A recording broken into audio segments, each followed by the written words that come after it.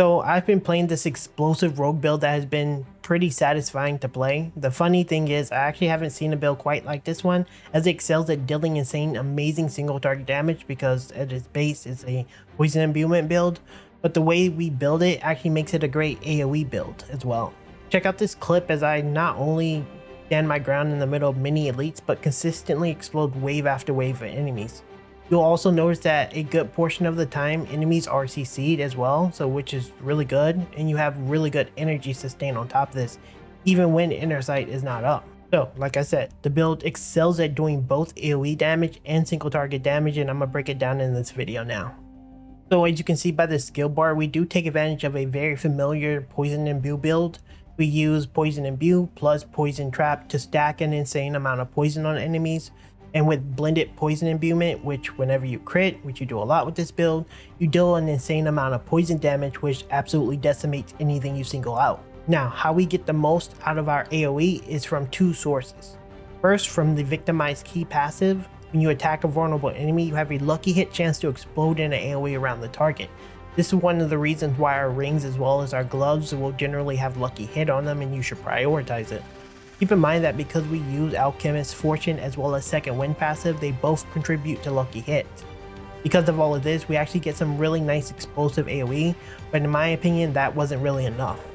So that's where our second set of AoE DPS come in with the new Malignant Hardcall via Apothecary. You have up to a 15% chance to trigger all your imbuments. This may not seem a lot, but 1 in 7 attacks will proc this, and since this is a Twisting Blade build and we take advantage of the Blade Dancer aspect, it actually procs near constantly when facing mobs. Now if you're wondering how the heart effect actually works against the bosses, because it is a low chance with 15%, it actually doesn't matter because we take advantage of the base poison imbuement build, which is really good for single target. And since we use Victimize as well as the new Malignant Heart, we actually deal really good AoE. Now we're going to jump right into the skill tree, and I'm just going to show you guys exactly what I allocate so you can follow along and you can make this build. Alright, now we're going to go over the skill tree. So we're going to take Puncture. Puncture has really good attack speed, and it procs your Marked by Death passive that you're going to take on your Paragon tree, so very much needed in the build. We're going to take Fundamental Puncture. This is going to give you Vaughn whenever you hit with 2 blades. You generally have good Vaughn when you have Exploit, but until you get it, you're going to want to use this. For our main skill, we're going to take Twisting Blades. Twisting Blades is the main build. And then we're going to take Advanced Twisting Blades, as it's going to help us with the cooldown on our abilities. Next, Sturdy. Sturdy is going to give us damage reduction to close. Since we're going to be in close range most of the time, it's going to be really good. And then we're going to take Stutter Step, and this is going to give us some more move speed whenever we crit enemies. In the agility area, we're going to take Shadow Step. This is going to give us some unstoppable, and it's going to give us some good positioning. We're going to take the Methodical Shadow Step, and this is going to set up a stun in the event you need to just like stun a boss or something. This helps with that, or just stun a mob that's a little wild. We take Concussive as well. This is going to give you crit chance whenever you knock down or knock back an enemy. We take 1 point and dash to save 1 point, so we just want dash for the mobility. We take Weapon Mastery as well, because Weapon Mastery will give you increased damage based on the weapon type that you have, and ideally you want to use Sword for the increased damage. Now into Subterfuge area, we're going to take Agile. Agile gives you your dodge, some increased dodge whenever you use a skill. We're going to take Poison Trap. Poison Trap is going to set us up for knocking enemies down and putting poison on enemies for our passives. Countering Poison Trap will reset our imbuement skills, has a 30% chance, which is really good for any imbuement build since we are one. We also pick up Exploit for the extra increased damage to healthy and injured, as well as Malice for any Vaughn enemies, and everyone stay Vaughn, so it's really good. Over in our imbuement area, we take Poison Imbuement, and then we take Blended Poison Imbuement, and whenever you crit, you're going to get a ton of poisoning damage, which is really nice. Over here, we take Deadly Venom, 1 point, purely because I didn't have the point for it, but if you have more, possibly invest in it. Liberating Toxin, this will give you more defense, so poison enemies will do less damage to you. And then Alchemical Advantage, which will give you more attack speed when you're attacking a poison enemy and they're always poisoned. Finally, we take Precision Imbuement, and whenever you're imbued, you get increased crit chance for them. Over in the ultimate skill area, we're going to take a few points in intervention. You don't need this one once you have enough lucky hit, but you can use it to help with sustain. We take Alchemist's Fortune. This will again give us that lucky hit we talked about earlier in the intro. This is going to be based around your non-physical damage, so whenever you're using Imbument, you do get this benefit. And then second wind, again, whenever you're using a lot of energy, you're going to get a lot of extra lucky hit chance. Down in the key passive, we're taking Victimize. And this is going to give you a 35% chance to cause an explosion, dealing 23% of the original damage to them and surrounding enemies. We're done with all the skills, and let's move on over to the gear so you know exactly what aspects to look for.